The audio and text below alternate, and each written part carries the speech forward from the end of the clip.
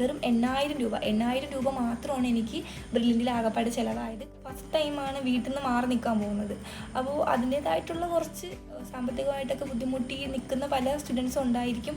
അപ്പോൾ അവർക്കൊക്കെ ഇങ്ങനെ ഒരു കാര്യം എന്ന് പറയുമ്പോൾ ഭയങ്കര വലിയ ആശ്വാസത്തിൻ്റെ ഒരു പ്രശ്നം ഒഴിച്ചാൽ ബാക്കി എല്ലാം കൊണ്ടും എനിക്ക് അത്യാവശ്യം അവിടുത്തെ സ്റ്റഡി മെറ്റീരിയൽസ് എല്ലാ ആവറേജ് സ്റ്റുഡൻസിനൊക്കെ പഠിക്കാൻ പറ്റുമോ എന്നൊക്കെ ഉള്ള കുറച്ച് പേര് ചോദിച്ചിട്ടുള്ളതാണ്. മിക്ക സ്റ്റഡി സെൻറ്ററിലും അങ്ങനെ ആയിരിക്കണം എക്സാം നടത്തുന്നത്. എനിക്ക് എന്താണ് ഇവിടെ സംഭവിക്കുന്നതെന്നൊന്നും മനസ്സിലാക്കാൻ പറ്റാത്തൊരവസ്ഥയായിരുന്നു. പക്ഷെ എനിക്ക് പറ്റിയ ഹോസ്റ്റലിൽ എന്നെ ആയിരുന്നു എനിക്ക് കിട്ടിയിട്ടുണ്ടായിരുന്നത്. ക്ലാസ് ടീച്ചേഴ്സാണ് ബ്രില്യൻറ്റിൻ്റെ ഹോസ്റ്റലിൽ വാർഡന്മാരായിട്ട് നിൽക്കുന്നത്. അതേസമയം പ്രൈവറ്റ് ഹോസ്റ്റൽ. ഹലോ ഫ്രണ്ട്സ്, അപ്പോൾ എല്ലാവർക്കും എൻ്റെ ഒരു പുതിയ വീഡിയോയിലേക്ക് സ്വാഗതം. ഞാൻ ശരണ്യ, ആലപ്പുഴ മെഡിക്കൽ കോളേജിലെ 3rd ഇയർ MBBS സ്റ്റുഡൻ്റ് ആണ്. അപ്പോൾ ഇന്നത്തെ വീഡിയോ എന്ന് പറയുന്നത് എൻ്റെ ബ്രില്യൻ്റ് എക്സ്പീരിയൻസ് ഷെയർ ചെയ്യുന്നതിന് വേണ്ടിയിട്ടാണ്. കുറേ പേര് ചോദിച്ചിട്ടുണ്ടായിരുന്നു, ചേച്ചി ബ്രില്യൻറ്റിനെ കുറിച്ചിട്ടൊരു വീഡിയോ ചെയ്യുമോ, അവിടുത്തെ ചേച്ചിയുടെ എക്സ്പീരിയൻസ് ഒന്ന് ഷെയർ ചെയ്യുമോ എന്നൊക്കെ ചോദിച്ചിട്ടുണ്ടായിരുന്നു. അപ്പോൾ ഇന്നത്തെ വീഡിയോയിൽ ഞാൻ എൻ്റെ ജെനുവൻ ആയിട്ടുള്ള എൻ്റെ എക്സ്പീരിയൻസാണ് ഷെയർ ചെയ്യാൻ ഉദ്ദേശിക്കുന്നത്. അപ്പോൾ വീഡിയോ എല്ലാവരും മുഴുവനായിട്ട് കാണാൻ ശ്രമിക്കുക. വീഡിയോയിലേക്ക് കിടക്കാം. +2 ഒക്കെ കഴിഞ്ഞ് നിൽക്കുന്ന ആ ഒരു സമയം എനിക്കിപ്പോൾ ഡോക്ടർ ആവണം, നീറ്റ് കോച്ചിങ്ങിന് പോകണം, എൻട്രൻസ് എക്സാം എഴുതണം എന്നൊക്കെയുള്ള ആഗ്രഹങ്ങളൊക്കെ മനസ്സിലുണ്ട്. പക്ഷേ സാമ്പത്തികമായിട്ടുള്ള പ്രശ്നങ്ങളും വീട്ടിലെ കുറേ ബുദ്ധിമുട്ടുകളൊക്കെ കാരണം ആ ഡോക്ടർ ആവണം എന്നുള്ള ആഗ്രഹം ഞാൻ ഉപേക്ഷിച്ചിട്ട് ഡിഗ്രിക്ക് പോവാം എന്നുള്ളൊരു തീരുമാനത്തിലെത്തി നിൽക്കുന്നൊരു സമയമാണ്. ആ ഒരു സമയത്താണ് ദൈവത്തിനെ പോലെ കുറേ പേര് എത്തുന്നത്. എനിക്കിപ്പോഴും അവർ ദൈവത്തിന് തുല്യരാണ്. അവർ കുറേ പേരുടെ സഹായത്തിലാണ് ഞാൻ ബ്രില്യൻറ്റ് തന്നെ എനിക്ക് പഠിക്കണമെങ്കിൽ ബ്രില്യൻറ്റ് തന്നെ കോച്ചിങ്ങിന് വരണമെന്നൊരു ആഗ്രഹം ഉണ്ടായിരുന്നു. അപ്പോൾ എൻ്റെ ഇഷ്ടത്തിന് ബ്രില്യൻറ്റ് തന്നെ പഠിക്കാൻ ഉള്ളൊരു സൗകര്യം ഉണ്ടാക്കി തന്നത് കുറേ പേരുടെ സഹായത്തിലാണ്. അങ്ങനെ ഞാൻ ബ്രില്യൻറ്റിൽ വന്ന് പഠിക്കാൻ തീരുമാനിക്കുവാണ്. ആദ്യമായിട്ടാണ് അത്രയും ദൂരെ ഒരു സ്ഥലത്ത് പോയി പഠിക്കുന്നത്, അല്ലെങ്കിൽ ആദ്യമായിട്ടാണ് വീടിൽ നിന്ന് മാറി നിൽക്കാനൊക്കെ പോകുന്നത്. അപ്പം അതൊക്കെ ആലോചിച്ച് ഭയങ്കര എക്സൈറ്റഡ് ആണ്. ഏകദേശം 1 മാസം മുന്നേ അഡ്മിഷനൊക്കെ എടുക്കാനുള്ള ഒരു ഡേറ്റൊക്കെ തന്നു. നമ്മൾ വീട്ടിൽ നിന്ന് ഞാനും വല്യമ്മയും വല്യച്ഛനും പിന്നെ കൂടെ ഒരു ചേട്ടനും ഉണ്ടായിരുന്നു. ചേട്ടൻ നമ്മൾ വീടിനടുത്തുള്ളൊരു ചേട്ടനാണ്. ചേട്ടൻ്റെ പേര് ആദർശ് എന്നാണ്. ചേട്ടനാണ് നമ്മൾ അഡ്മിഷൻ്റെ കാര്യങ്ങളെല്ലാം റെഡിയാക്കി തരുന്നത്. കൂടെ വന്ന് എല്ലാ കാര്യങ്ങളും കൂടെ നിന്ന് സഹായിച്ച് എല്ലാം ശരിയാക്കി തരുന്നത് ചേട്ടനാണ്. അപ്പോൾ നമ്മൾ ചെന്നു, അഡ്മിഷനൊക്കെ എടുത്തു. എനിക്ക് പ്രൈവറ്റ് ഹോസ്റ്റലായിരുന്നു കിട്ടിയിട്ടുണ്ടായിരുന്നത്. ഹോസ്റ്റലിൻ്റെ പേര് മുണ്ടമറ്റ ഹോസ്റ്റൽ. അത് പുലിയന്നൂർ എന്ന് പറഞ്ഞൊരു സ്ഥലത്താണ്. ബ്രില്യൻറ്റ് സ്റ്റഡി സെൻറ്ററിൻ്റെ അടുത്ത് തന്നെ ആയിട്ടാണ് ഉള്ളത്. ഏകദേശം ഒരു നടന്നു പോകുന്ന ഡിസ്റ്റൻസേ ഉണ്ടായിരുന്നുള്ളൂ. അപ്പോൾ അഡ്മിഷനും എല്ലാം റെഡിയായി. 1 മാസം കഴിഞ്ഞ് പിന്നെ ക്ലാസ് സ്റ്റാർട്ട് ചെയ്യുമെന്നൊക്കെ പറഞ്ഞു. അങ്ങനെ നമ്മൾ നേരെ തിരിച്ച് വീട്ടിലെത്തി. പിന്നെയുള്ള 1 മാസം എന്ന് പറയുമ്പോൾ ഞാനിങ്ങനെ എണ്ണി ഇരിക്കുമായിരുന്നു. കാരണം ഭയങ്കര എക്സൈറ്റഡ് ആയിരുന്നു. ബ്രില്യൻറ്റ് ബോർഡിലുള്ള ഒരു വലിയൊരു സെൻറ്ററിൽ പഠിക്കണമെന്ന് ആഗ്രഹം ഉണ്ടായിരുന്നു. പക്ഷേ എനിക്ക് അവിടെ എത്താൻ പറ്റുമെന്ന് ഞാൻ ഒരിക്കലും പ്രതീക്ഷിച്ചിരുന്നില്ല. അപ്പോൾ ഒരുപാട് പേര് സഹായത്തോടെയാണ് ഞാൻ അവിടെ എത്തുന്നത്. ഇത്രയും പെട്ടെന്ന് ക്ലാസ് തുടങ്ങിയിരുന്നെങ്കിൽ എന്നൊക്കെ ഉള്ള ഭയങ്കര ഒരു എക്സൈറ്റ്മെൻറ്റ് ഉണ്ടായിരുന്നു. ഏകദേശം അവിടെ പോകുന്നതിന് ഒരാഴ്ച മുന്നേ തന്നെ ഞാൻ അവിടെ പോയി എങ്ങനെയൊക്കെ ആയിരിക്കണം, ഞാൻ എങ്ങനെ പഠിക്കണം, ഞാൻ അവിടെ ആത്മാർത്ഥമായിട്ട് സിൻസിയറായിട്ട് നിന്ന് പഠിക്കുമെന്നൊക്കെ ഉള്ള കുറേ തീരുമാനങ്ങളൊക്കെ എടുത്തിട്ടാണ് ഞാൻ അങ്ങോട്ട് പോകുന്നത്. അങ്ങനെ ആ ദിവസം എത്തി, ബ്രില്യൻറ്റിൽ പോകുന്ന ദിവസം എത്തി. അന്നും ഞാനും വല്യമ്മയും വല്യച്ഛനും നമ്മൾ 4 പേരും കൂടി ചേർന്നിട്ടാണ് പോകുന്നത്. എൻ്റെ ജീവിതം എന്ന് പറയുമ്പോൾ സ്കൂളിൽ പഠിച്ചിരുന്നൊക്കെ സമയത്ത് സ്കൂള്, വീട്, ട്യൂഷൻ അങ്ങനെ അതിൽ ചുറ്റിപ്പറ്റിയായിരുന്നു. അല്ലാതെ ഞാനിപ്പം ദൂര സ്ഥലങ്ങളിലോട്ടൊന്നും അധികം പോയിട്ടില്ല. ഫസ്റ്റ് ടൈമാണ് വീട്ടിൽ നിന്ന് മാറി നിൽക്കാൻ പോകുന്നത്. അപ്പോൾ അതിൻ്റേതായിട്ടുള്ള കുറച്ച് ഇത്തിരി ടെൻഷനും ഉണ്ടായിരുന്നു. കാരണം ആദ്യമായിട്ട് വീട്ടിൽ നിന്ന് മാറി നിൽക്കുമ്പോൾ അവിടെ ചെല്ലുമ്പോൾ എങ്ങനെയായിരിക്കും എന്നൊക്കെ ഉള്ളൊരു പേടി ഉണ്ടായിരുന്നു. അതേ സമയത്ത് ഭയങ്കര എക്സൈറ്റ്മെൻറ്റും ഉണ്ടായിരുന്നു. അങ്ങോട്ട് പോകുമ്പോൾ തന്നെ നമ്മൾ കുറച്ച് അത്യാവശ്യ സാധനങ്ങളൊക്കെ കൊണ്ടാണ് പോകുന്നത്. പിന്നെ ബക്കറ്റ്, ബെഡ് അങ്ങനെയുള്ള കുറച്ച് സാധനങ്ങളൊക്കെ അവിടെ ചെന്നിട്ടാണ് വാങ്ങിക്കുന്നത്. അങ്ങനെ ഹോസ്റ്റലെത്തി റൂമൊക്കെ കാണിച്ചു തന്നു. റൂമിൽ സാധനങ്ങളൊക്കെ കൊണ്ടുവച്ചു, എല്ലാം സെറ്റാക്കി. എനിക്ക് ആവശ്യമുള്ള സാധനങ്ങളും എല്ലാം അവിടെ സെറ്റാക്കി തന്നിട്ടാണ് അവർ പോകാൻ വേണ്ടി ഇറങ്ങുവാണ്. എനിക്ക് എന്താണ് ഇവിടെ സംഭവിക്കുന്നതെന്നൊന്നും മനസ്സിലാക്കാൻ പറ്റാത്തൊരവസ്ഥയായിരുന്നു. പക്ഷെ ഞാൻ ടാറ്റയൊക്കെ പറഞ്ഞ് അവരങ്ങ് പോയി കഴിഞ്ഞപ്പോഴത്തേക്കുമാണ് ഞാനിങ്ങനെ ചിന്തിക്കുന്നത്, അയ്യോ ഇത്രയും ദൂരെയാണല്ലോ നിൽക്കുന്നതെന്നൊക്കെ ഉള്ളൊരു ടെൻഷൻ എനിക്ക് വന്നു തുടങ്ങി. പക്ഷേ അതേ സമയത്ത് അവർ പോയപ്പോൾ തന്നെ എൻ്റെ അടുത്ത് വന്ന് സംസാരിച്ച്, മോളെ ഇനി കുറച്ച് ദിവസത്തേക്ക് കുറച്ച് ബുദ്ധിമുട്ടൊക്കെ കാണും എന്നൊക്കെ ഉള്ള കാര്യങ്ങൾ മുന്നേ തന്നെ എൻ്റെ അടുത്ത് ഒന്ന് പറഞ്ഞു. അപ്പോൾ എനിക്ക് തോന്നി, ശരിയാ, കുറച്ച് ദിവസത്തേക്ക് കുറച്ച് ബുദ്ധിമുട്ടൊക്കെ കാണും. പിന്നെ നമ്മൾ നമ്മുടെ ലക്ഷ്യം നേടാൻ വേണ്ടിയിട്ടാണല്ലോ അവിടെ എത്തിയത്. അപ്പോൾ അതുപോലെ ഒരുപാട് പേര് സഹായിച്ചിട്ട് കൂടിയാണ് ഞാൻ അവിടെ എത്തിയത്. അപ്പം ഞാൻ അവിടെ തളർന്നു പോകാൻ പാടില്ല എന്നുള്ള ഒരു മനസ്സിൽ ആ ഒരു വിശ്വാസവും ആ ഒരു ധൈര്യവും ഒക്കെ കൊടുത്തിട്ട് ഞാൻ അവിടെ പിടിച്ചു നിന്നു. എനിക്ക് എൻ്റെ ജീവിതത്തിൽ ആദ്യമായിട്ട് ഞാൻ ഫോൺ യൂസ് ചെയ്യുന്നത് അവിടെ ഹോസ്റ്റലിൽ പോകുമ്പോഴാണ്. അത് കോൾ ചെയ്യുന്നതിന് വേണ്ടിയിട്ട് തന്നൊരു ഫോണാണ്. ചെറിയൊരു ഫോൺ, നോക്കിയുടെ ഫോൺ ഉണ്ടായിരുന്നു. അപ്പോൾ ആദ്യത്തെ ഒരാഴ്ച നമുക്ക് ഫോൺ ഫുൾ ടൈം തരും. കാരണം നമ്മൾ വീട്ടിൽ നിന്നൊക്കെ മാറി നിൽക്കുമല്ലേ. അപ്പം അതിൻ്റേതായിട്ടുള്ള ബുദ്ധിമുട്ടുകൾ കുട്ടികൾക്ക് വരുമെന്ന് മനസ്സിലാക്കിയിട്ടുണ്ട് തന്നെ അവർ ആദ്യത്തെ ഒരാഴ്ച നമുക്ക് ഫോൺ ഫുള്ളായിട്ട് തന്നിട്ടുണ്ടായിരുന്നു. നമ്മൾ 4 പേരായിരുന്നു എൻ്റെ റൂമിലുണ്ടായിരുന്നത്. പിന്നെ നമ്മുടെ ഹോസ്റ്റലിൽ ഏകദേശം ഒരു 100-110 പേരൊക്കെ അടങ്ങുന്നൊരു ഹോസ്റ്റലായിരുന്നു എൻ്റെത്. മുണ്ടമറ്റം എന്നാണ് ഹോസ്റ്റലിൻ്റെ പേര്, പുലിയന്നൂരാണ് ഹോസ്റ്റൽ. പിറ്റേ ദിവസം തൊട്ട് ക്ലാസ്സൊക്കെ തുടങ്ങുവാണ്. നമ്മളെല്ലാവരും ക്ലാസ്സിൽ പോകാനൊക്കെ റെഡിയായി, ഫുഡൊക്കെ കഴിച്ച് രാവിലെ അങ്കിള് നമ്മളെ വണ്ടിയിലാണ് ബ്രില്യൻറ്റിൽ കൊണ്ടാക്കുന്നത്. അപ്പോൾ നമ്മളെ കൊണ്ടാക്കി. നമ്മുടെ ഫ്ലോറിൽ പരിചയമുള്ള 2-3 പേര് നമ്മൾ ഒരുമിച്ചായിരുന്നു, ഒരു ക്ലാസ്സിലായിരുന്നു. ഞാൻ E12 ബാച്ചിലായിരുന്നു. ബ്രില്യൻ്റ് എന്ന് പറയുമ്പോൾ അത്യാവശ്യം വലിയൊരു ക്യാമ്പസാണ്, കുറേ ക്ലാസ്സസ് ഉണ്ട്. ഓരോ ബാച്ചിലും E1, E2, E3 അങ്ങനെ 12 ബാച്ചസ് ഓരോ ഡിവിഷനിലും ഉണ്ടായിരുന്നു. അതിൽ ഞാൻ E12 ബാച്ചിലായിരുന്നു. എൻ്റെ ക്ലാസ് ടീച്ചർ എന്ന് പറയുന്നത് അനു മിസ് ആയിരുന്നു. നമ്മുടെ ക്ലാസ് ടീച്ചേഴ്സ് ഉണ്ടല്ലോ, ക്ലാസ് ടീച്ചേഴ്സാണ് ബ്രില്യൻറ്റിൻ്റെ ഹോസ്റ്റലിലെ വാർഡന്മാരായിട്ട് നിൽക്കുന്നത്. അതേസമയം പ്രൈവറ്റ് ഹോസ്റ്റലിൽ പ്രൈവറ്റ് നടത്തുന്ന പുറത്തുനിന്നുള്ള ആൾക്കാരാണ് നടത്തുന്നത്. പിന്നെ ഈ 2 ഹോസ്റ്റലും തമ്മിലുള്ള വ്യത്യാസം എന്ന് വെച്ചാൽ ബ്രില്യൻറ്റിൻ്റെ ഹോസ്റ്റൽ അത്യാവശ്യം സ്ട്രിക്റ്റ് ആയിരിക്കും. പ്രൈവറ്റും അത്യാവശ്യം സ്ട്രിക്റ്റ് ആണ്. എങ്കിലും എൻ്റെ അഭിപ്രായത്തിൽ പറയുവാണെങ്കിൽ എൻ്റെ ഹോസ്റ്റൽ എന്ന് പറയുമ്പോഴത്തേക്കും കുറച്ച് എനിക്കൊരു ഹോംലി ഫീലായിരുന്നു. കാരണം വീട്ടിൽ നിൽക്കുന്നൊരു ഫീലായിരുന്നു. കാരണം അവിടുത്തെ അങ്കിളും ആൻറ്റിക്ക് അത്യാവശ്യം നല്ല സ്നേഹത്തിലായിരുന്നു. നമ്മളെല്ലാം സ്വന്തം മക്കളെ പോലെ ആയിരുന്നു നമ്മളോടൊക്കെ പെരുമാറിയിട്ടുണ്ടായിരുന്നത്. അതുമല്ല നമുക്ക് അതിൻ്റേതായിട്ടുള്ള നമുക്ക് വേണ്ടുന്ന ഫ്രീഡവും കാര്യങ്ങളൊക്കെ തന്നിട്ടുണ്ടായിരുന്നു. അതുകൊണ്ടിട്ട് എനിക്ക് അത്രയ്ക്ക് അങ്ങോട്ട് ബുദ്ധിമുട്ട് അല്ലെങ്കിൽ വീട്ടിൽ നിന്ന് മാറി നിൽക്കുന്നതിൻ്റെ ആ ഒരു അത്രയും വിഷമം തോന്നിയിട്ടില്ല. കാരണം നല്ലൊരു ഹോസ്റ്റലായിരുന്നു എനിക്ക് കിട്ടിയത്. വേറൊരു ഫ്രണ്ട് ഉണ്ടായിരുന്നു, അവൾക്ക് ബ്രില്യൻറ്റിൻ്റെ ഹോസ്റ്റലാണ് കിട്ടിയത്. അപ്പം എനിക്ക് ബ്രില്യൻറ്റിൻ്റെ ഹോസ്റ്റൽ കിട്ടിയില്ലല്ലോ എന്ന് ആലോചിച്ച് എനിക്ക് ഭയങ്കര വിഷമം തോന്നി. പക്ഷേ പിന്നീട് എനിക്ക് മനസ്സിലായി, നമ്മളിപ്പോൾ ദൈവം നമ്മൾ ആഗ്രഹിച്ച കാര്യം ചിലപ്പോൾ തരണമെന്നില്ല, നമുക്ക് കിട്ടിയത് തന്നെയാണ് നമുക്ക് ഏറ്റവും വേണ്ടിയിരുന്നത് എന്ന് നമുക്ക് പിന്നീട് നമ്മുടെ അനുഭവത്തിലൂടെ മനസ്സിലാവും. അതുപോലെയായിരുന്നു എനിക്ക് തോന്നിയത്. കാരണം എനിക്ക് പറ്റിയ ഹോസ്റ്റൽ എന്നെ ആയിരുന്നു എനിക്ക് കിട്ടിയിട്ടുണ്ടായിരുന്നത്. അങ്ങനെ ബ്രില്യൻറ്റിൻ്റെ ക്ലാസ്സസൊക്കെ എങ്ങനെ സ്റ്റാർട്ട് ചെയ്യുവാണ്. ബ്രില്യൻറ്റിൻ്റെ ക്ലാസ്സസിനെ കുറിച്ച് പറയുകയാണെങ്കിൽ നമ്മൾക്ക് എല്ലാ സബ്ജക്റ്റിലും ഓരോ ചാപ്റ്ററിനും ഓരോരോ സാറന്മാർക്ക് അത്രയധികം സ്റ്റാഫ് അവിടെ ഉണ്ട്. അത്രയധികം എക്സ്പേർട്ടായിട്ടുള്ള ആൾക്കാരാണ് അവിടെ ക്ലാസ് എടുക്കുന്നത്. ഏറ്റവും പ്രധാനമായിട്ട് ബ്രില്യൻറ്റിന് തരുന്ന ഒരു 3 സ്റ്റഡി മെറ്റീരിയൽസ്, അതാണ് നമുക്ക് ക്ലാസ്സിൽ വർക്കൗട്ട് ചെയ്യുന്നത്. സാറന്മാർ ചാപ്റ്റേഴ്സ് പഠിപ്പിച്ചിട്ട് ആ ഒരു മെറ്റീരിയലിലുള്ള ക്വസ്റ്റ്യൻസ് ആയിരിക്കും കവർ ചെയ്ത് പോകുന്നത്. പിന്നെ ആ ഒരു മെറ്റീരിയലിനെ കൂടാതെ കുറേ അധികം മെറ്റീരിയൽസ് അല്ലാതെ തരുന്നുണ്ട്. അപ്പോൾ നമുക്ക് ഏറ്റവും കൂടുതൽ ഹെൽപ്ഫുൾ ആവുന്ന ഈ ഒരു 3 മെറ്റീരിയൽസാണ്. നമുക്ക് ഈ എല്ലാ ബുക്സും പഠിക്കാനുള്ള ടൈമൊന്നും കിട്ടത്തില്ല. അതൊക്കെ ഓരോരുത്തരുടെ ഇതനുസരിച്ചിട്ട് പലരും പലതും വർക്ക് ചെയ്യുന്നവരുണ്ട്. എന്നെ സംബന്ധിച്ച് ആ ഒരു 3 ബുക്ക് മെയിനായിട്ട് യൂസ് ചെയ്ത് ആ ഒരു 3 മെറ്റീരിയൽസ് ഫുള്ള് കവർ ചെയ്ത് പിന്നെ സമയം കിട്ടുവാണെങ്കിൽ നമ്മൾ എന്ത് ചെയ്യും, അഡീഷണലായിട്ടുള്ള ബുക്കൊക്കെ റെഫർ ചെയ്യും. അങ്ങനെയായിരുന്നു. അപ്പോൾ ആ ഒരു 3 മെറ്റീരിയൽസിനെ കുറിച്ച് പറയുകയാണെങ്കിൽ നമ്മൾ ഒരു ചാപ്റ്റർ, ഇപ്പം ഫിസിക്സിലൊക്കെ ഒരു ചാപ്റ്റർ എടുക്കുക, ആ ചാപ്റ്ററുമായിട്ട് റിലേറ്റ് ചെയ്തിട്ടുള്ള ഒരു 30 ക്വസ്റ്റ്യൻസ് ഒക്കെ കാണും. ഈ ഒരു ക്വസ്റ്റ്യൻസിൻ്റെ പ്രത്യേകത എന്ന് വെച്ചാൽ ആ ഒരു ചാപ്റ്ററിൽ നിന്ന് ചോദിക്കാൻ സാധ്യതയുള്ള എല്ലാ ടൈപ്പ് ക്വസ്റ്റ്യൻസും അതിൽ ഉൾപ്പെടുത്തിയിട്ടുണ്ടായിരിക്കും. ആ ഒരു 30 ക്വസ്റ്റ്യൻ പഠിച്ചു കഴിഞ്ഞാൽ നമ്മൾ ആ ചാപ്റ്റർ ഫുള്ള് തറവാക്കി കഴിഞ്ഞു. പിന്നെ നമുക്ക് അഡീഷണലായിട്ടൊന്നും ചെയ്യാനില്ല. പിന്നെ നമുക്ക് ഏത് ടൈപ്പ് ക്വസ്റ്റ്യൻ ചോദിച്ചാലും ചെയ്യാൻ പറ്റും. അങ്ങനെയാണ് അവിടുത്തെ മെറ്റീരിയൽസ് എല്ലാവരും പ്രിപ്പയർ ചെയ്ത് വെച്ചിരിക്കുന്നത്. അപ്പോൾ ഫിസിക്സിൻ്റെ കാര്യത്തിലായാലും കെമിസ്ട്രിയിലായാലും ബയോളജിയിലായാലും ഓരോ ചാപ്റ്ററിന് ശേഷം അവർ കൊടുത്തിട്ടുള്ള ആ ഒരു ക്വസ്റ്റ്യൻസ് ഒരു 30-40 ക്വസ്റ്റ്യൻസ് ആക്കി കൊടുത്തിട്ടുണ്ടായിരിക്കും. നമ്മൾ അത് കവർ ചെയ്താണ് നമ്മൾ എന്ത് ചെയ്യുന്നത്, പഠിക്കുന്നത്. അവർ ഓരോ ചാപ്റ്റേഴ്സ് പഠിപ്പിച്ചിട്ട് നമുക്ക് എന്ത് ചെയ്യും, നോട്ട്സ് തരും. അപ്പോൾ നമ്മൾ നോട്ട്സൊക്കെ എഴുതി വെക്കും. പിന്നീട് ആ ഒരു ക്ലാസ് കഴിഞ്ഞതിന് ശേഷം ഈ മെറ്റീരിയൽസിലുള്ള ക്വസ്റ്റ്യൻസ് എന്ത് ചെയ്യും, വർക്ക് ചെയ്ത് നമുക്ക് ക്വസ്റ്റ്യൻസ് അവർ ചെയ്ത് പഠിപ്പിച്ച് തരും. അപ്പോൾ നമ്മളത് നോട്ട്സൊക്കെ എഴുതി കൊണ്ട് പോയിട്ട് വീണ്ടും ഹോസ്റ്റലിൽ ഇരുന്ന് എന്ത് ചെയ്യും, അത് ചെയ്ത് പഠിക്കുകയാണ് ചെയ്യുന്നത്.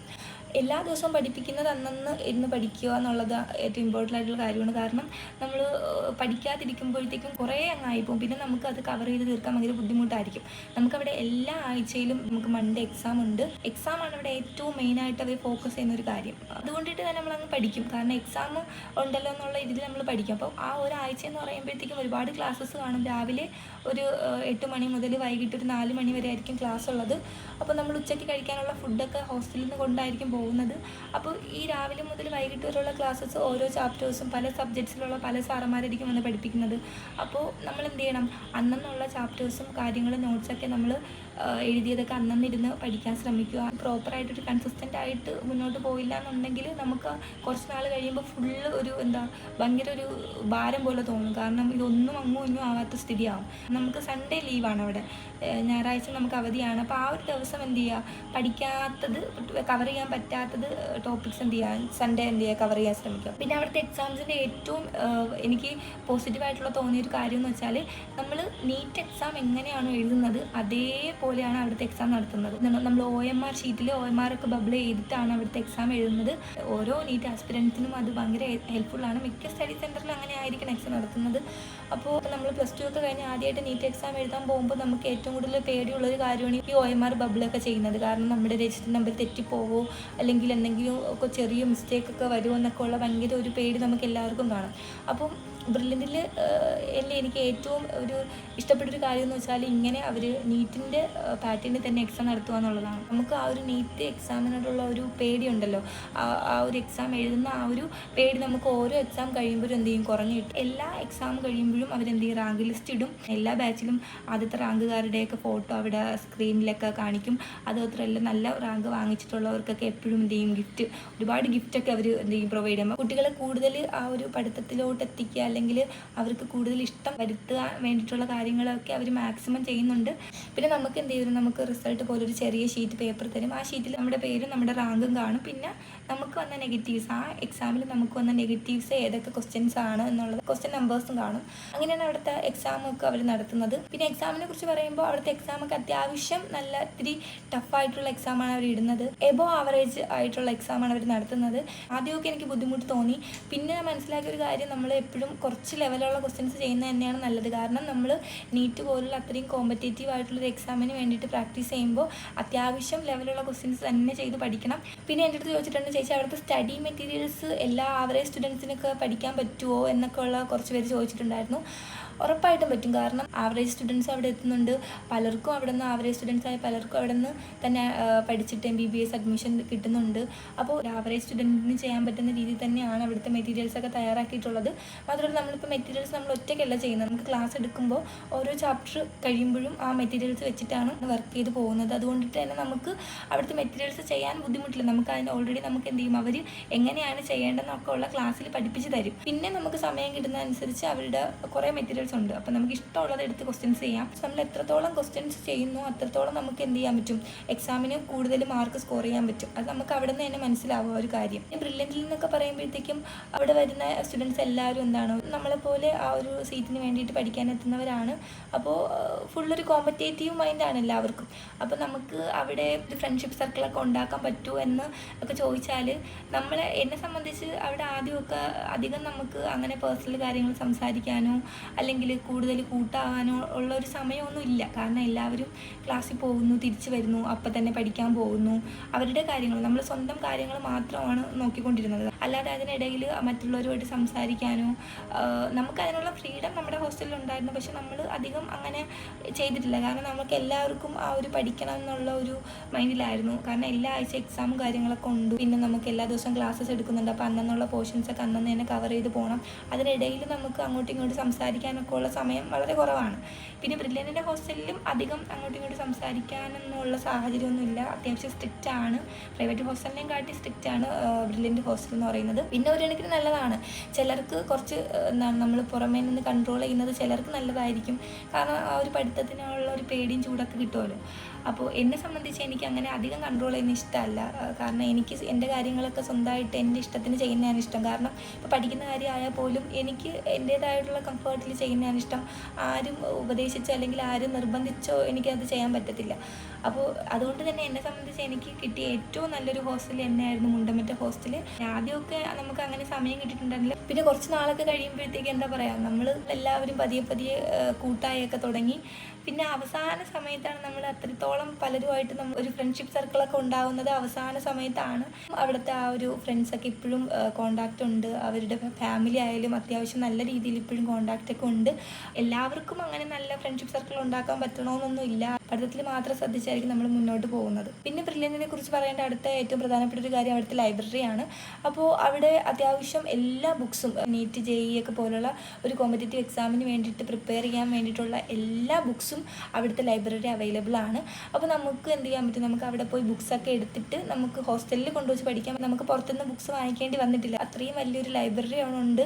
അവിടുത്തെ എല്ലാ കാര്യവും അത്യാവശ്യം എന്താ പറയുക, വളരെ സിസ്റ്റമാറ്റിക് ആയിട്ടാണ് അവിടുത്തെ ഓരോ കാര്യങ്ങളും. പിന്നെ ഞാൻ പറയില്ല, നമുക്ക് ഞായറാഴ്ച അവധിയാണ്. അപ്പോൾ ഞായറാഴ്ചകളിൽ നമുക്ക് ഒന്നുകിൽ ഹോസ്റ്റലിൽ ഇരുന്ന് പഠിക്കാം, അല്ലെങ്കിൽ ബ്രില്യൻറ്റിൽ തന്നെ നമ്മുടെ ക്ലാസ്സസ് ഉണ്ടല്ലോ, ആ ക്ലാസ്സസ് നമുക്ക് എന്ത് ചെയ്യും, തുറന്നു തരും. നമുക്ക് നമ്മുടെ ബുക്സും കാര്യങ്ങളെല്ലാം എടുത്തുകൊണ്ട് ബ്രില്യൻറ്റിൽ പോയി ക്ലാസ്സസിൽ, അവരുടെ ഇഷ്ടമുള്ള ക്ലാസ്സസിൽ പോയിരുന്ന് പഠിക്കാം. അപ്പോൾ എന്താണ്, നമുക്ക് ഒരു ബെഞ്ചിൽ 1, 2, 3 സ്റ്റുഡൻസ് ഒക്കെ വെച്ചിട്ട് ഭയങ്കര സൈലൻ്റ് ആയിരിക്കും. എല്ലാവരും പഠിക്കാൻ വേണ്ടി വന്ന് അവിടെ ഇരുന്ന് നമുക്ക് രാവിലെ മുതൽ വൈകിട്ട് വരെ എന്ത് ചെയ്യാം, അവിടെ ഇരുന്ന് പഠിക്കാം. അതും അത്യാവശ്യം അവിടുത്തെ ഒരു നല്ലൊരു പോസിറ്റീവായിട്ടുള്ള ഒരു കാര്യമായിട്ട് എനിക്ക് തോന്നി. പിന്നെ പ്രിലിമിൻ്റെ ഫാക്കൽറ്റീസൊക്കെ അത്യാവശ്യം നല്ല സപ്പോർട്ടീവായിരുന്നു. ഇപ്പോൾ നമ്മുടെ മിസ്സിനെ കുറിച്ചിട്ട് പറയുകയാണെങ്കിൽ എൻ്റെ മിസ് അനു മിസ്സായിരുന്നു. മാം അത്യാവശ്യം നല്ല ഒരു പാവപ്പെട്ട ഒരു മാമായിരുന്നു. ഭയങ്കര ഒരു ഫ്രണ്ട്ലി ആയിരുന്നു. മാത്രമല്ല നമുക്കിപ്പോൾ എക്സാമൊക്കെ കഴിയുമ്പോൾ കുറച്ച് സ്വാഭാവികമായിട്ടും മാർക്കൊക്കെ കുറയുമ്പോൾ നമുക്ക് വിഷമവും കാര്യങ്ങളൊക്കെ വരും. അപ്പോൾ നമ്മൾ പേഴ്സണലി മാം വന്ന് നമ്മളെ സംസാരിച്ച് നമുക്ക് ഉള്ള കാര്യങ്ങളൊക്കെ പറഞ്ഞ് മനസ്സിലാക്കി തരുമായിരുന്നു. പിന്നെ നമുക്ക് എക്സാമൊക്കെ കഴിയുമ്പോൾ നമുക്ക് കിട്ടുന്ന മാർക്കൊന്നും അത്ര നല്ല മാർക്കൊന്നും കിട്ടണമെന്നില്ല. കാരണം അവിടെ എല്ലാവരും അത്യാവശ്യം പഠിക്കുന്നവരാണ്. ആദ്യമൊക്കെ റാങ്കൊക്കെ കാണുമ്പോഴത്തേക്ക് ഭയങ്കര ബുദ്ധിമുട്ടൊക്കെ തോന്നിയിട്ടുണ്ട്, ഭയങ്കര വിഷമവും എന്തോ സ്ട്രെസ്സൊക്കെ തോന്നിയിട്ടുണ്ട്. പിന്നീട് മനസ്സിലാക്കി. കാരണം നമ്മൾ എന്ത് ചെയ്യാം, നമ്മൾ ഓരോ തവണ എക്സാം എഴുതുമ്പോൾ നമ്മളെ കൊണ്ട് പറ്റുന്ന രീതിയിൽ ഇമ്പ്രൂവ് ചെയ്യാൻ ശ്രമിക്കുക, നമുക്ക് പറ്റിയ നെഗറ്റീവ്സ് മനസ്സിലാക്കുക. കോമ്പറ്റേറ്റീവ് ഫീൽഡും കൂടെ ആയതുകൊണ്ട് നമ്മൾക്ക് അധികം നമ്മൾ എന്ത് ചെയ്യുക, കമ്പയർ ചെയ്യാതിരിക്കുന്നതായിരിക്കും കൂടുതൽ നല്ലത്. അങ്ങോട്ട് മാർക്കോ റാങ്കോ ഒന്നും നമ്മുടെ ഹോസ്റ്റലിൽ പിള്ളേർ തമ്മിൽ അങ്ങോട്ടും ഇങ്ങോട്ടും പറഞ്ഞിട്ടില്ല. അതുകൊണ്ടിട്ട് നമുക്ക് അങ്ങനെ ഒരു ടെൻഷനൊക്കെ ഒഴിവായി കിട്ടിയിട്ടുണ്ടായിരുന്നു. നമ്മളെപ്പോഴും നമ്മുടെ കാര്യം മാത്രം നോക്കി മുന്നോട്ട് പോകുന്നതായിരിക്കും നല്ലത്. പിന്നെ അവിടെ ഏറ്റവും ഹൈലൈറ്റ് ആയിട്ടുള്ള വേറൊരു കാര്യം എന്ന് പറയുന്നത്, ഞാൻ പറയാൻ വിട്ടുപോയി, നമ്മുടെ ക്ലാസ്സസ് സ്റ്റാർട്ട് ചെയ്യുമ്പോൾ നമുക്കൊരു പ്രാർത്ഥന ഉണ്ട്. ഭയങ്കര റിലാക്സേഷനാണ് രാവിലെ നമ്മുടെ ക്ലാസ് തുടങ്ങുന്നതിന് മുന്നേ. എനിക്കിപ്പോഴും ആ ഒരു പാട്ട് ഓർമ്മയുണ്ട്. ദൈവസ്നേഹം വർണ്ണിച്ചിടാൻ എന്ന വരികൾ തുടങ്ങുന്ന ഒരു പാട്ടായിരുന്നു. അതിപ്പോഴും ആ ഒരു പാട്ട് ഞാൻ മനസ്സിൽ വരുമ്പോഴത്തേക്കും ആ ഒരു ബ്രില്യൻറ്റിൽ നിന്ന് ആ ഒരു ഫീലൊക്കെ കിട്ടും. അപ്പോൾ എല്ലാ ദിവസവും രാവിലെ പ്രാർത്ഥനയോട് കൂടിയിട്ടാണ് അവിടെ തുടങ്ങുന്നത്. അപ്പോൾ തന്നെ ഒരു പോസിറ്റീവ് എനർജിയാണ്. രാവിലെ തന്നെ നമുക്ക് ആ ഒരു മനസ്സിന് കുറച്ച് റിലാക്സേഷനും നമുക്ക് എന്തെങ്കിലും ടെൻഷനൊക്കെ ഉണ്ടെങ്കിൽ ടെൻഷനൊക്കെ അങ്ങ് പോകാനും ഒക്കെ ഏറ്റവും കൂടുതൽ എനിക്ക് ഹെൽപ്പായിട്ട് തോന്നിയത് ആ ഒരു രാവിലത്തെ ആ ഒരു പ്രെയർ ആയിരുന്നു. പിന്നെ അവിടുത്തെ ഒരു പ്രത്യേകത എന്ന് വെച്ചാൽ നമുക്കിപ്പം ഏതെങ്കിലും ഒരു ക്ലാസ് മനസ്സിലായിട്ടില്ല, അല്ലെങ്കിൽ എന്തെങ്കിലും ഒരു ടോപ്പിക് ഒന്നും കൂടി എടുത്ത് തരണം എന്നൊക്കെ ഉണ്ടെങ്കിൽ നമുക്ക് നമ്മുടേതായിട്ട് ഉള്ള അഭിപ്രായങ്ങൾ നമുക്ക് എന്ത് ചെയ്യാൻ പറ്റും, അവിടെ അറിയിക്കാൻ പറ്റും. നമുക്ക് എല്ലാവർക്കും മനസ്സിലാവുന്നുണ്ടോ, ഏതെങ്കിലും സാറ് ക്ലാസ് എടുത്തതിൽ എന്തെങ്കിലും പ്രശ്നമുണ്ടോ, ഏതെങ്കിലും ടോപ്പിക്കിന് ഒന്നും കൂടി എടുക്കണമെന്നൊക്കെ നമ്മുടേതായിട്ടുള്ള അഭിപ്രായങ്ങൾ പറയാനുള്ള ഒരു ഫ്രീഡം നമുക്ക് അവിടെ തരുന്നുണ്ട്. പിന്നെ നമുക്ക് ബ്രില്യൻറ്റിൽ നമ്മുടെ ക്ലാസ്സസ് ഉണ്ടല്ലോ, നമുക്ക് ഫോൺ വെച്ചിട്ടുണ്ട്. നമുക്ക് അതായത് ഈ കോയിൻ ഇട്ട് വിളിക്കുന്ന ഫോൺ ഉണ്ടല്ലോ, ആ ഒരു ഫോൺ വെച്ചിട്ടുണ്ടായിരിക്കും. അപ്പോൾ നമ്മുടെ കയ്യിൽ കോയിനൊക്കെ ഉണ്ടെങ്കിൽ കോയിൻ ഇട്ടിട്ട് എന്നൊക്കെ നമുക്ക് എന്ത് ചെയ്യാം, വീട്ടിലൊക്കെ ആരെങ്കിലും വിളിക്കണമെങ്കിൽ നമുക്ക് വിളിക്കാനൊക്കെ പറ്റും. ഇൻ്റർവെല്ലുള്ള സമയത്തൊക്കെ നമ്മൾ ഫോൺ വിളിക്കാൻ വേണ്ടിയിട്ട് ഓടിയിട്ടുണ്ട്. ക്യൂ ഒക്കെ നിന്നിട്ട് നമ്മൾ എന്ത് ചെയ്തിട്ടുണ്ട്, കോൾ ചെയ്തിട്ടുണ്ട്. അപ്പോൾ അതൊക്കെ ഭയങ്കര ഒരു വല്ലാത്തൊരു അനുഭവം ആയിരുന്നു. പിന്നെ എൻ്റെ ഹോസ്റ്റൽ എന്ന് പറയുമ്പോൾ അത്യാവശ്യം നല്ലൊരു മനോഹരമായിട്ടുള്ളൊരു സ്ഥലത്തായിരുന്നു. അത്യാവശ്യം പ്രകൃതി ഭംഗിയൊക്കെ നിറഞ്ഞൊരു സ്ഥലമായിരുന്നു. അതുകൊണ്ടിട്ട് തന്നെ എനിക്ക് മാറി നിൽക്കുന്നതിൻ്റെ ആ ഒരു ബുദ്ധിമുട്ടും പിന്നെ ഈ ഒരു സ്റ്റഡീസ് റിലേറ്റഡ് ആയിട്ടുള്ള സ്ട്രെസ്സൊക്കെ കുറയ്ക്കാൻ എനിക്ക് ഏറ്റവും കൂടുതൽ ഹെൽപ്പ് ആ ഒരു എൻ്റെ ഹോസ്റ്റലിൽ നിന്നിരുന്ന ആ ഒരു സ്ഥലവും അവിടുത്തെ ആ ഒരു ചുറ്റുപാടും ഒക്കെ തന്നെയായിരുന്നു. പിന്നെ മുരളി അങ്കിളും അങ്കിളിൻ്റെ വൈഫും മെസ്സിലുള്ള ആൻറ്റിമാരും അവരെല്ലാവരും നമ്മളെ സ്വന്തം മക്കളെ പോലെയാണ്. ഗ്രേസി ആൻറ്റി എന്ന ഒരു ആൻറ്റി ഉണ്ടായിരുന്നു, ഗ്രേസി ആൻറ്റീനെ എനിക്ക് മറക്കാൻ പറ്റത്തില്ല. ഞാനായിട്ട് ഭയങ്കര കമ്പനി ആയിരുന്നു. അപ്പോൾ ഭയങ്കര സ്നേഹവും കാര്യമൊക്കെ ആയിരുന്നു. അതുകൊണ്ട് വീട്ടിൽ നിന്ന് മാറി നിൽക്കുന്നതിൻ്റെ ആ ഒരു ബുദ്ധിമുട്ട് എനിക്ക് അധികം അങ്ങനെ ഫീൽ ചെയ്തിട്ടുണ്ടായിരുന്നില്ല. പിന്നെ എൻ്റെ ഹോസ്റ്റലിൽ എനിക്ക് ഏറ്റവും പ്രത്യേകതയായിട്ട് തോന്നിയത്, നമ്മുടെ ഹോസ്റ്റലിന് അടുത്ത് തന്നെ ഒരു അമ്പലമൊക്കെ ഉണ്ട്. വൈകിട്ട് നമുക്ക് അമ്പലത്തിലൊക്കെ പോകാനുള്ള ഒരു ഫ്രീഡം ഒക്കെ തന്നിട്ടുണ്ടായിരുന്നു. അങ്കിൾ നമ്മളെ സ്വന്തം മക്കളെ പോലെ തന്നെയായിരുന്നു കണ്ടിട്ടുണ്ടായിരുന്നു. നമുക്ക് സ്ട്രെസ്സൊക്കെ തോന്നുന്ന സമയത്ത് നമ്മൾ ഫ്രണ്ട്സുമായിട്ട് നമ്മൾ എന്ത് ചെയ്യും, അമ്പലത്തിൽ പോകുമായിരുന്നു. ഓണത്തിനും ക്രിസ്മസിനൊക്കെ നമുക്ക് ലീവൊക്കെ ഉണ്ട്. അപ്പോൾ ആ സമയത്ത് നിങ്ങൾക്ക് എന്ത് ചെയ്യാം, വീട്ടിലോട്ട് പോയിട്ട് 10 ദിവസമൊക്കെ നിന്നിട്ട് തിരിച്ച് വരാം. പിന്നെ അവിടുത്തെ ഫുഡിനെ കുറിച്ച് പറയുവാണെങ്കിൽ, ഫുഡ് എന്നെ സംബന്ധിച്ച് എനിക്ക് ഫുഡ് ഭയങ്കര പ്രശ്നമായിരുന്നു. കാരണം എനിക്ക് അവിടുത്തെ ടേസ്റ്റ് അങ്ങോട്ട് പിടിക്കുന്നുണ്ടായിരുന്നില്ല. അതുകൊണ്ടിട്ട് തന്നെ ഫുഡ് ഭയങ്കര പ്രശ്നമായിരുന്നു. എനിക്ക് പറ്റാത്ത ഒരേ ഒരു കാര്യം എന്ന് വെച്ചാൽ അവിടുത്തെ ഫുഡായിരുന്നു. ബാക്കി എല്ലാം എനിക്ക് അഡ്ജസ്റ്റഡ് ആയിരുന്നു, എല്ലാം കൊണ്ടും ഞാൻ ഹാപ്പി ആയിരുന്നു. പക്ഷേ എനിക്ക് ഫുഡ് മാത്രം അവിടുത്തെ ഭയങ്കര ബുദ്ധിമുട്ടായിട്ട് തോന്നി. ഫുഡിൻ്റെ ഒരു പ്രശ്നം വെച്ചാൽ ബാക്കി എല്ലാം കൊണ്ടും എനിക്ക് അത്യാവശ്യം നല്ലൊരു ഹോസ്റ്റൽ ലൈഫായിരുന്നു എനിക്ക് അവിടെ ഉണ്ടായിരുന്നത്. പിന്നെ അതുപോലെയുള്ള കുറേ നല്ല കൂട്ടുകാരെ കിട്ടി. അപ്പോൾ അതൊക്കെ ഭയങ്കര അവിടെ നിന്ന് കിട്ടിയ ഒരു കുറേ പോസിറ്റീവായിട്ടുള്ള കാര്യങ്ങളാണ് അതൊക്കെ. പിന്നെ ബ്രില്യൻറ്റുകാരുടെ ഏറ്റവും എടുത്തു പറയേണ്ട ഒരു കാര്യം എന്ന് പറയുന്നത്, അവർ ഒരുപാട് സ്കോളർഷിപ്സ് പ്രൊവൈഡ് ചെയ്യുന്നുണ്ട്. എനിക്ക് അവരോട് അത്രയും നന്ദിയുണ്ട്, അത്രയും കടപ്പാടുണ്ട്. കാരണം ഞാൻ ഇന്ന് ഇങ്ങനെ ഒരു നിലയിലെത്താനുള്ളതിൽ ഒരു കാരണം അവർ കൂടിയാണ്. അവരുടെ ആ ഒരു സ്കോളർഷിപ്പ് അവരെന്നെ നല്ല രീതിയിൽ സഹായിച്ചിട്ടുണ്ട്. കാരണം നമ്മുടെ ഹോസ്റ്റലിലൊക്കെ നമുക്ക് സെപ്പറേറ്റ് ഫീസ് കൊടുക്കണം. മാസം 6000 സംതിങ് ഫീസ് നമുക്ക് ഹോസ്റ്റലിൽ കൊടുക്കണം. അതല്ലാതെ നമുക്ക് ബ്രില്യൻറ്റിൽ തന്നെ എന്തുണ്ട്, ഫീസ് കൊടുക്കണം. ബ്രില്യൻറ്റിൻ്റെ നമ്മുടെ ടോട്ടൽ കോഴ്സ് ഫീ ഇത്ര 70,000 അടുപ്പിച്ച് അത്രയും പൈസ കൊടുക്കണം. ഇപ്പോൾ അത് കൂടിയിട്ടുണ്ടായിരിക്കും, അപ്പോൾ അത്രയും കൊടുക്കണം. പക്ഷേ എന്നെ സംബന്ധിച്ച് എനിക്ക് വെറും 8,000 രൂപ മാത്രമാണ് എനിക്ക് ബ്രില്യൻറ്റിൽ ആകപ്പാട് ചിലവായത്. കാരണം എനിക്ക് അവിടുത്തെ സ്കോളർഷിപ്പ് കിട്ടിയിട്ടുണ്ടായിരുന്നു. അവിടുത്തെ സ്കോളർഷിപ്പിലാണ് ഞാൻ പഠിച്ചത്. അപ്പോൾ എനിക്ക് വെറും 8,000 രൂപ മാത്രമാണ് അവിടെ ചിലവായത്. സാമ്പത്തികമായിട്ടൊക്കെ ബുദ്ധിമുട്ട് അനുഭവിക്കുന്ന പല വിദ്യാർത്ഥികളെയും അവർ നല്ല രീതിയിൽ സഹായിക്കുന്നുണ്ട്. അപ്പോൾ ഒരുപാട് സ്കോളർഷിപ്പ് കൊടുക്കുന്നുണ്ട്. കൊടുക്കുന്നുണ്ട്. അപ്പോൾ അതൊക്കെ ഇതിൽ വളരെ വലിയ കാര്യങ്ങളാണ്. ഇപ്പോൾ എന്നെപ്പോലെ സാമ്പത്തികമായിട്ടൊക്കെ ബുദ്ധിമുട്ടി നിൽക്കുന്ന പല സ്റ്റുഡൻസും ഉണ്ടായിരിക്കും. അപ്പോൾ അവർക്കൊക്കെ ഇങ്ങനെ ഒരു കാര്യം എന്ന് പറയുമ്പോൾ ഭയങ്കര വലിയ ആശ്വാസമാണ്. എനിക്ക് അവരുടെ ലക്ഷ്യത്തിൽ എത്തിച്ചേരാൻ ഇങ്ങനൊരു സഹായം കിട്ടുമെന്ന് പറയുമ്പോൾ അവരെ സംബന്ധിച്ച് ദൈവത്തിന് തുല്യമാണ് ആ ഒരു കാര്യമൊക്കെ എന്ന് പറയുമ്പോൾ. പിന്നെ ബ്രില്യൻറ്റിൽ എടുത്തു പറയേണ്ട മറ്റൊരു കാര്യം എന്ന് പറയുന്നത്, നമുക്കിപ്പം ഒരു ആവശ്യത്തിന് പുറത്ത് പോകേണ്ടതില്ല. നമ്മളിപ്പോൾ ക്യാമ്പസിനകത്ത് കയറി കഴിഞ്ഞാൽ നമുക്ക് ഒരു സാധനം വാങ്ങിക്കാൻ നമുക്ക് പുറത്തിറങ്ങേണ്ടി വരത്തില്ല. നമുക്കിപ്പോൾ ബുക്സ് ആയാലും പേന ആയാലും നമുക്ക് സ്റ്റഡി മെറ്റീരിയൽസ് എല്ലാം അതിൻ്റെ ഉള്ളിൽ തന്നെ ഷോപ്സ് ഉണ്ട്. അതുമാത്രമല്ല നമുക്ക് ഫുഡ് കഴിക്കാൻ അല്ലെങ്കിൽ നമുക്ക് എന്തെങ്കിലും ചായ കുടിക്കണം എന്നൊക്കെ ഉണ്ടെങ്കിൽ എല്ലാത്തിനും ഒന്നല്ല ഒരുപാട് കടകളും കാര്യങ്ങളെല്ലാം അതിനുള്ളിൽ തന്നെ അവൈലബിൾ ആണ്. അത് അവിടുത്തെ ഒരു ക്യാമ്പസിൻ്റെ ഏറ്റവും നല്ലൊരു പ്രത്യേകതയായിട്ട് എനിക്ക് തോന്നിയിട്ടുള്ള ഒരു കാര്യമാണ്. അപ്പോൾ ബ്രില്യൻറ്റിനെ കുറിച്ച് എനിക്ക് ഇത്രയൊക്കെയാണ് പറയാനുള്ളത്. അപ്പോൾ അവിടുത്തെ മെയിനായിട്ടുള്ള അവിടുത്തെ എക്സാംസും കാര്യങ്ങളും, പിന്നെ അവിടുത്തെ ഫാക്കൾട്ടീസ്, അവിടുത്തെ ഏറ്റവും എക്സ്പേർട്സ് ആയിട്ടുള്ള ഫാക്കൾട്ടീസാണ് അവിടുത്തെ ക്ലാസ്സസ് എടുക്കുന്നത്. പിന്നെ അവിടുത്തെ സ്റ്റഡി മെറ്റീരിയൽസ് കുറച്ച് ടഫായിട്ടുള്ളതാണെങ്കിലും നീറ്റ് പോലുള്ള ഒരു കോമ്പറ്റേറ്റീവ് എക്സാം എഴുതാൻ വേണ്ടിയിട്ട് നമ്മൾ അത്രയും പ്രാക്ടീസ് ചെയ്യണമല്ലോ. അപ്പോൾ ഇത്തരത്തിലുള്ള മെറ്റീരിയലൊക്കെ ചെയ്ത് പഠിച്ചാൽ മാത്രമേ നമ്മൾ ആ ഒരു ലെവലിലേക്ക് നമ്മൾ എത്തത്തുള്ളൂ. നിങ്ങൾ ഇപ്പോൾ ബ്രില്യൻറ്റ് തന്നെ പോകണമെന്നൊന്നും ഞാൻ പറയത്തില്ല. നിങ്ങളിപ്പം ഏത് കോച്ചിങ്ങിന് പോയാലും എന്ത് ചെയ്യുക, അവിടുത്തെ എക്സാംസൊക്കെ നല്ല രീതിയിൽ ഫോളോ ചെയ്യുക, മോക്ക് ടെസ്റ്റുകളൊക്കെ മാക്സിമം അറ്റൻഡ് ചെയ്യുക. നമ്മൾ എന്ത് ചെയ്യുക, എക്സാം കഴിഞ്ഞിട്ട് നമുക്കുണ്ടായ തെറ്റുകളും കാര്യങ്ങളൊക്കെ മനസ്സിലാക്കി കൂടുതൽ എന്ത് ചെയ്യുക, ഇമ്പ്രൂവ് ചെയ്യാൻ ശ്രമിക്കുക. എന്നുള്ള കാര്യങ്ങൾ മാക്സിമം അന്നന്ന് തന്നെ കവർ ചെയ്യാൻ നോക്കുക. റിസൾട്ട് എന്ന് വരുമ്പോഴത്തേക്ക് എന്ത് ചെയ്യാൻ പാടില്ല, വിഷമിക്കാൻ പാടില്ല. ഓരോ പ്രാവശ്യം നമ്മൾ എന്ത് ചെയ്യുക, മുന്നോട്ട് വന്നുകൊണ്ടിരിക്കുക. ആവശ്യമില്ലാത്ത ടെൻഷനും സ്ട്രെസ്സൊന്നും അടിക്കേണ്ട കാര്യമില്ല. ആദ്യമായിട്ട് വീട്ടിൽ നിന്ന് മാറി നിൽക്കുന്നതിൻ്റെ ഒരു ബുദ്ധിമുട്ട് എല്ലാവർക്കും ഉണ്ടാവും. അപ്പോൾ നിങ്ങൾ മനസ്സിലാക്കേണ്ട കാര്യം ഒരാൾ മാത്രമല്ല, അവിടെ വരുന്ന ആയിരക്കണക്കിന് 10,000-കണക്കിന് സ്റ്റുഡൻസും എന്താണ് വീട്ടിൽ നിന്ന് മാറി ആണ് നിൽക്കുന്നത്. അപ്പോൾ എല്ലാവർക്കും ആ ബുദ്ധിമുട്ടുണ്ട്. പക്ഷേ എല്ലാവരും എന്താണ് അതൊക്കെ മറികടന്ന് അല്ലെങ്കിൽ അതൊക്കെ നേരിട്ട് അവിടെ നിൽക്കുന്ന എന്തിനു വേണ്ടിയിട്ടാണ്, ആ ഒരു ലക്ഷ്യത്തിൽ എത്തിച്ചേരാൻ വേണ്ടിയിട്ടാണ്. അപ്പോൾ നമ്മുടെ ലക്ഷ്യത്തിന് വേണ്ടിയിട്ട് നമ്മൾ എന്ത് ചെയ്യാം, ഇത്തരത്തിലുള്ള കുറച്ച് സങ്കടങ്ങളും കുറച്ച് വിഷമങ്ങളൊക്കെ സഹിക്കേണ്ടി വരും. പ്രോപ്പറായിട്ട് കൺസിസ്റ്റൻ്റ് ആയിട്ട് ഡിസിപ്ലിനോടുകൂടി സിൻസിയറായിട്ട് നിങ്ങൾ മുന്നോട്ട് പോവുകയാണെങ്കിൽ നിങ്ങൾക്ക് ഒരു വർഷത്തിനുള്ളിൽ തന്നെ അത്യാവശ്യം നല്ല രീതിയിൽ എല്ലാം കവർ ചെയ്ത് നിങ്ങൾക്ക് എന്ത് ചെയ്യാൻ പറ്റും, നല്ല രീതിയിൽ എക്സാം പെർഫോം ചെയ്യാൻ പറ്റും. പലരും അഡ്മിഷനൊക്കെ എടുത്തിട്ട് പല സെൻറ്ററിലൊക്കെ അഡ്മിഷൻ എടുത്തിട്ട് നിൽക്കുന്നവരുണ്ടായിരിക്കും. അപ്പോൾ എല്ലാവർക്കും പുതിയൊരു ജേണിയിലേക്കുള്ള ആശംസകൾ നേരുവാണ്. നല്ലൊരു തുടക്കമാവട്ടെ, നല്ല രീതിയിൽ മുന്നോട്ട് പോവുക. അപ്പോൾ ഇന്നത്തെ വീഡിയോയിൽ എനിക്ക് ഇത്രയൊക്കെ പറയാനുള്ളൂ. അത്യാവശ്യം കാര്യങ്ങൾ ബ്രില്യൻറ്റിനെ കുറിച്ചിട്ട് എനിക്ക് പേഴ്സണലി തോന്നിയ കാര്യങ്ങളെല്ലാം ഞാൻ പറഞ്ഞു. ഇനി നിങ്ങൾക്ക് എന്തെങ്കിലും കാര്യങ്ങൾ അറിയാനുണ്ടെങ്കിൽ നിങ്ങൾക്ക് പേഴ്സണലി മെസ്സേജ് അയക്കാം, അല്ലെങ്കിൽ കമൻറ്റ് ചെയ്യാം. ഞാൻ ഇനിയും എന്തെങ്കിലുമൊക്കെ വീഡിയോ ചെയ്യണമെങ്കിൽ അറിയിക്കാം. അപ്പോൾ പുതിയ വിശേഷങ്ങളായിട്ട് നെക്സ്റ്റ് വീഡിയോയിൽ കാണുന്നവരെ ബൈ.